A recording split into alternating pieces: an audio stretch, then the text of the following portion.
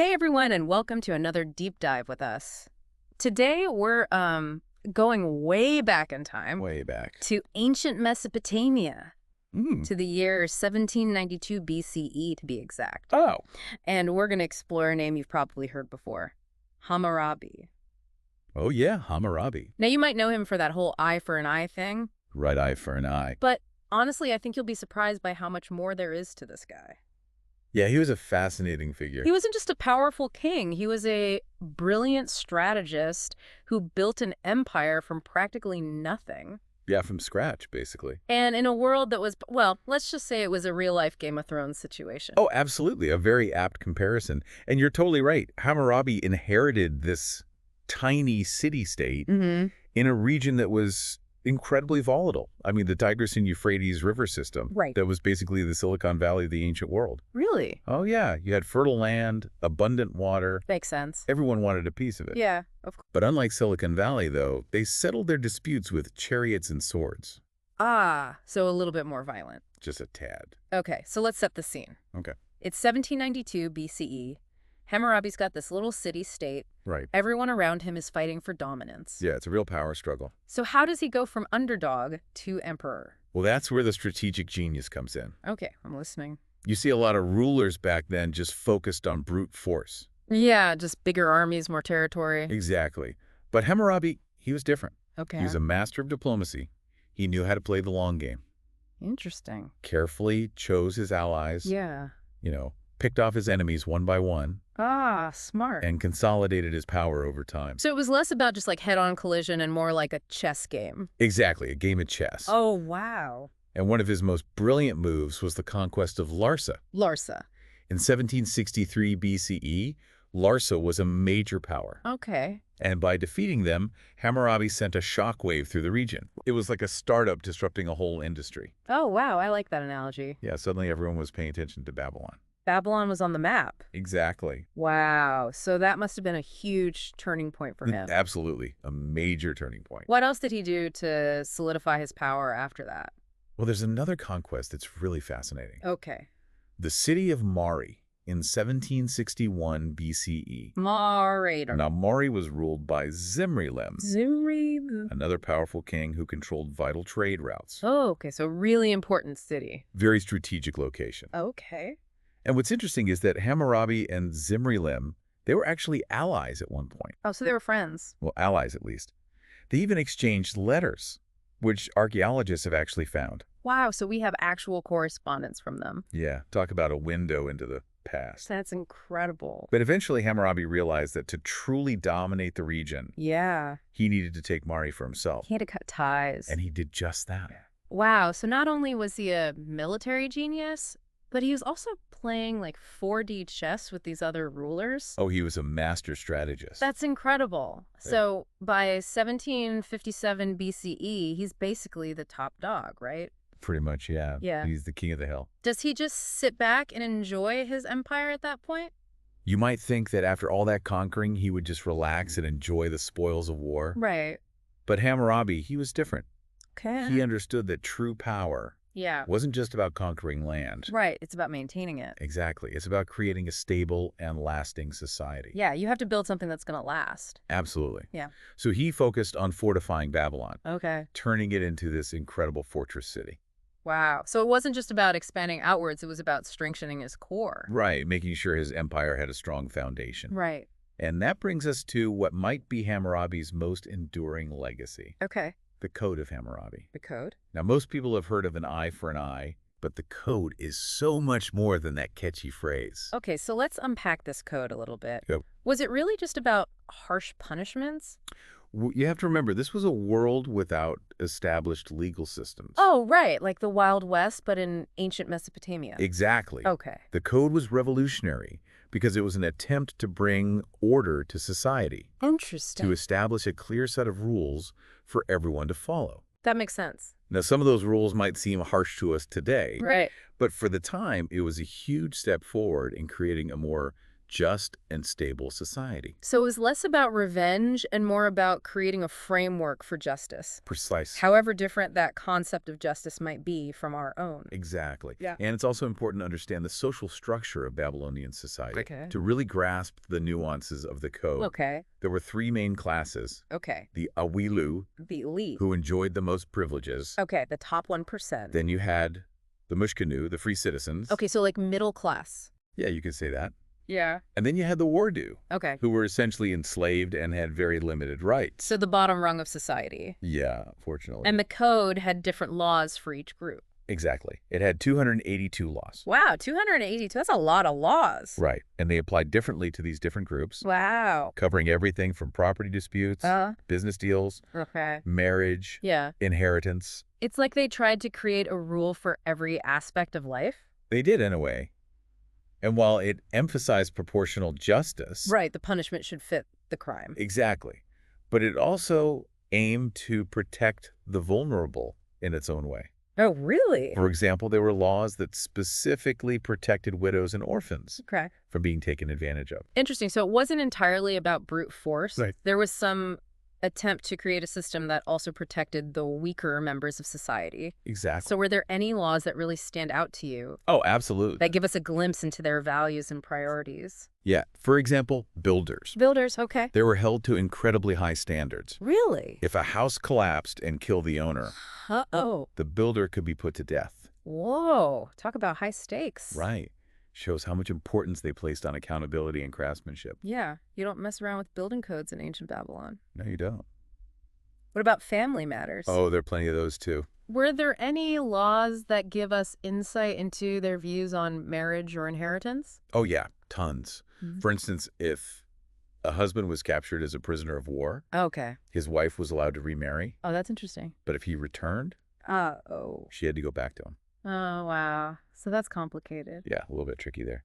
And fathers had significant control over their daughters' marriages, Okay. sometimes even arranging them for political or economic gain. Right. So it's really reflecting the power dynamics of the time. Absolutely. Even within families. It does. Fascinating. And it's important to remember that while the code might seem harsh by today's standards, Or for sure. it represented a significant shift Yeah, from the arbitrary rule of kings to a more systematized approach to justice. exactly. It was a crucial step in the evolution of law and governance. So even though it's very different from our modern legal systems, Quite very different. it laid the groundwork for the idea that laws should apply to everyone, Yes, regardless of their status. a very important concept. It's really interesting to think about. It is. This is where it gets really interesting for me. Okay, Hammurabi dies around 1750 BCE right. after ruling for over 40 years. Long reign. So what happens to his empire? Well, that's a story for part 2 of our deep dive. Oh, man, a cliffhanger. You have to wait and see. I can't wait to hear it. Oh, All right, so stay tuned, folks. stay with us. We'll be right back with part 2 of our exploration into the world of Hammurabi. It's going to be good. Welcome back to our deep dive into the world of Hammurabi. Before the break, we were talking about his incredible rise to power. It's his strategic brilliance Mm-hmm. and that groundbreaking code of laws that he created. Fascinating code. But empires don't last forever, right?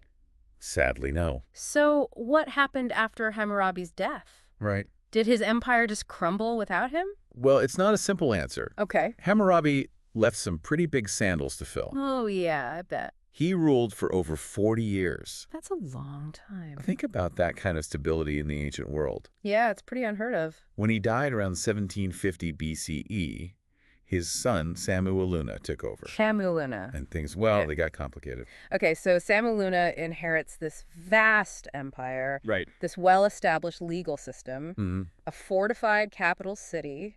Yeah, he had a lot going for him. Sounds like he had it made. You would think so. What went wrong? Well, here's the thing about empires. Okay, They're often built on this delicate balance of power, right. alliances, and frankly, a bit of luck. Yeah, you need some luck. Hammurabi, he was a master at maintaining that balance. Okay. He kept potential rivals in check. He fostered trade, Mm-hmm. and he made sure Babylon was the center of everything. Right. But holding on to power, Yeah. that's often harder than gaining it. It's easy to get to the top, but staying there, Exactly. that's the real challenge. So Sammuiluna, Yeah. he wasn't quite as adept at that balancing act. Oh, so he wasn't as skilled a politician. Well, he was a bit less experienced, let's say. Okay, so I'm sensing some internal struggles brewing here. Yes. What kind of challenges did Sammu face? Well, imagine you're suddenly in charge of a company Okay. that your brilliant, charismatic parent built from the ground up. Right. Huge shoes to fill. Exactly. There's that pressure to live up to their legacy, but also the urge to forge your own path. Yeah, you want to make your own mark. Right. So Sammu, he faced rebellions within the empire. Rebellions. Almost immediately. Really? Groups that had been subdued by Hammurabi. Oh, okay. They saw this as an opportunity. Right. A chance to regain their independence. Yeah. Exactly. Yeah. They thought maybe they could exploit a weakness in the new ruler. That makes sense. Hammurabi was known for his strong hand. So maybe they felt like they could take advantage of Sammu. Possibly. Yeah. Hmm. What about external threats? Okay. External threats. Yeah. Did Babylon have any enemies waiting to pounce? Well, it was ancient Mesopotamia. Right. It wasn't exactly a peaceful place. Never a dull moment. You always had someone eyeing your territory. Yeah. Your resources. Your power. Exactly. And while Hammurabi was alive, he kept those external forces at bay. Right. Partly through military might, partly through shrewd diplomacy. Okay. Good combination. But Sammu, again, Yeah. he wasn't quite as good at that balancing act. So he's got internal rebellions, external enemies? Yep.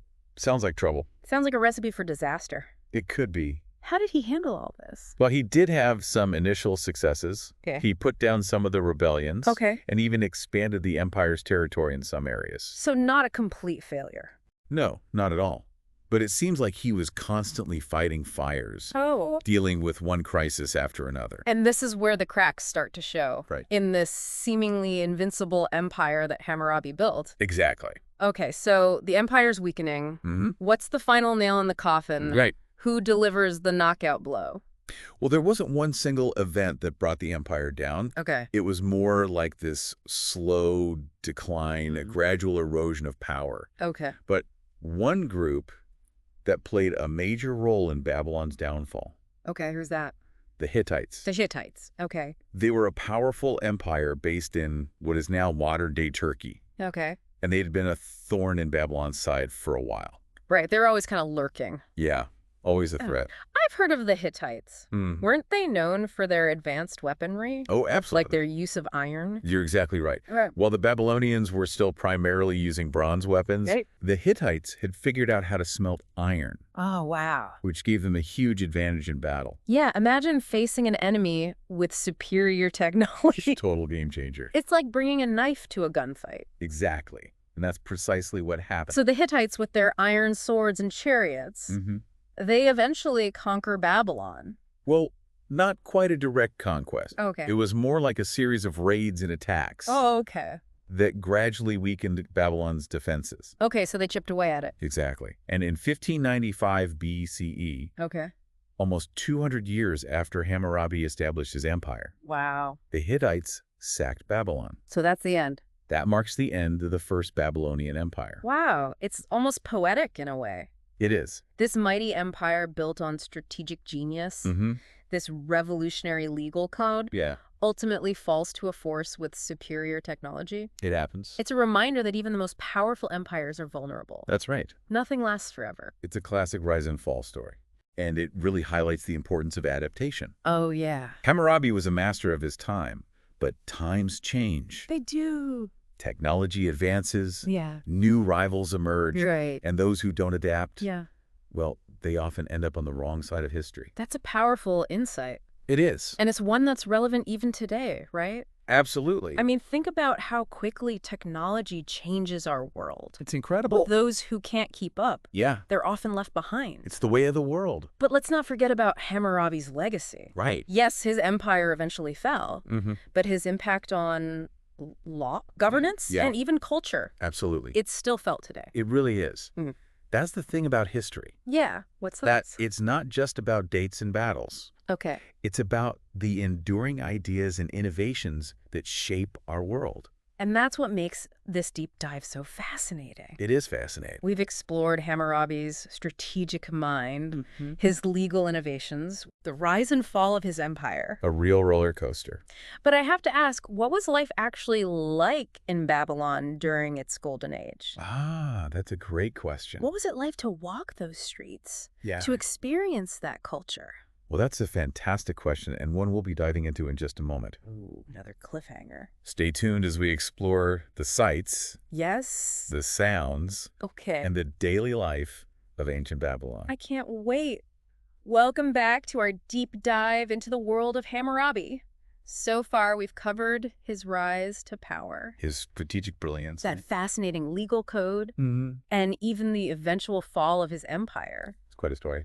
But before we wrap up, I'm really curious, Yeah. what was life actually like in Babylon during Hammurabi's reign? Ah, that's a great question. Was it all just war and laws, or was there more to it? Oh, there was definitely more to it. Okay. Babylon, under Hammurabi, it was a bustling metropolis, Wow. a center of trade, Okay. innovation and culture, So a real hub. a real hub of activity.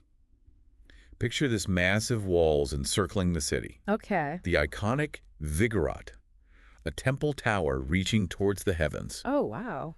and this network of canals bringing life to the land. So it was pretty advanced city. Oh yeah, very advanced for its time. It really reflects Hammurabi's ambition It does. and his vision for this powerful, unified empire. Absolutely. Okay, so I'm getting a sense of the grandeur, the scale of it all. Mm-hmm. But let's zoom in a bit. Okay. What would it be like to walk the streets of Babylon Yeah. as an ordinary person? Just imagine a marketplace Okay. teeming with merchants from all corners of the empire, Wow. hawking exotic spices, Okay. textiles, pottery. You'd hear this cacophony of languages, I bet. the clatter of carts, the bleating of sheep, Oh, wow. people bartering for goods. So it was really loud and crowded. Oh yeah, very lively. What about the smells? Well, the air would be thick with the scent of baking bread, Okay, that sounds nice. incense, Okay. and maybe even a hint of sewage, let's be honest. Oh, right. So not all the smells were pleasant. It was the ancient world. That's true. So a vibrant mix of the ancient and the less glamorous aspects of city life. Exactly. But beyond the hustle and bustle, Oh yeah. what about daily life for the average Babylonian? Yeah, okay. What did they do for work? Okay. For fun? Well, just like today, it really depended on your social standing. Okay, so the Awilu, the elite class. Yes, the Awilu, they lived in spacious homes. Okay. They enjoyed fine foods, All right. had servants to attend to their needs. So they had it pretty good. They did. Their lives were probably focused on politics, business, and religious rituals. Okay, so not that different from some elites today. Not really. What about the Mushkinu, the commoners? The Mushkinu, they were the backbone of Babylonian society. Okay, the everyday people. Exactly. They were the farmers, the artisans, the shopkeepers. The people who kept the city running? Absolutely. Yeah. Their lives were probably more about hard work Yeah. and making ends meet. Okay. Think early mornings, tending fields. Long hours, crafting pottery, or weaving textiles. So a lot of manual labor. Yeah, definitely. Yeah. And maybe a bit of relaxation at the local tavern in the evenings. Ah, so they knew how to unwind. Oh yeah, they had to. What about the Wardu, the enslaved people? Yeah. What was their experience of life in Babylon? Sadly, their lives were defined by hardship Right. and a lack of freedom. Okay. They worked in households, on construction projects, or in agriculture, Right. often in pretty harsh conditions. Yeah, that's the unfortunate reality of slavery. It is. Their experiences would have varied depending on their masters, Of course. but their existence was undoubtedly one of toil and limited choices. A reminder that even in a society as advanced as Babylon, there were these deep inequalities, Yeah, and that not everyone shared in the prosperity. that's true. You mentioned religion earlier. I did. How did that play into daily life for Babylonians? Religion was absolutely central to their worldview. Okay. They believed in this pantheon of Yeah. gods and goddesses, A whole bunch of gods. each with their own domains and powers. Okay, so a very complex religious system. It was Marduk, the patron god of Babylon. Order. He was especially important. Okay. The Babylonians believed that he had chosen Babylon to be the center of the world. Wow, so they felt pretty special. They did. And there was this magnificent temple dedicated to Marduk in Babylon. Oh, there was. Yes, the Isagila, The Isagila. a massive complex that dominated the city's skyline. Wow, so they really went all out for their gods. They did. And temples like that, Yeah. they weren't just places of worship. Oh, okay. They were also centers of economic and social life. Oh, interesting. Priests held significant power and influence. Okay. And people would go to temples for everything. Really? From seeking divine guidance to settling legal disputes. Wow. So it was a really important part of their lives. Absolutely. So religion was interwoven into every aspect of their lives, from these grand temples to the most mundane daily activities. Exactly. Yeah. And it wasn't just about these formal rituals. They believed in omens and divination. Oh, wow. Trying to interpret the will of the gods. Okay. Through dreams, astrology, even the behavior of animals. So a very superstitious culture. Yeah, you could say that. It's so different from our modern secular worldview. Very different. But it also highlights that human need to find meaning and purpose to understand our place in the universe. And for the Babylonians, that understanding was deeply rooted in their relationship with the gods. Yeah, it's fascinating to see how different cultures have approached that question. It really is. This has been such an incredible journey. It has. We've gone from the battlefields of ancient Mesopotamia to the bustling streets of Babylon. It's been quite a ride. We've explored legal codes, social structures, even delved into their spiritual beliefs. We've covered a lot of ground. It's amazing to think how much we can learn from a civilization that existed thousands of years ago. It's really humbling. It is. And I think what's most striking to me is that despite the vast differences in time and culture, we can still relate to the Babylonians on a human level. Absolutely. They were driven by ambition, fear, What? a desire for justice, Yeah. a need to make sense of the world around them. And those are all things that we still grapple with today.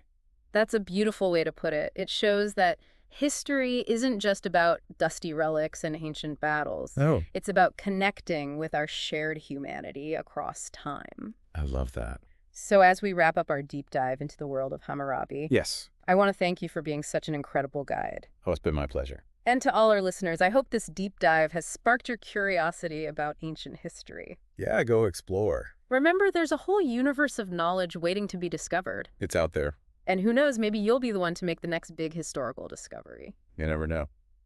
Thanks for joining us, and we'll see you next time. Bye, everyone.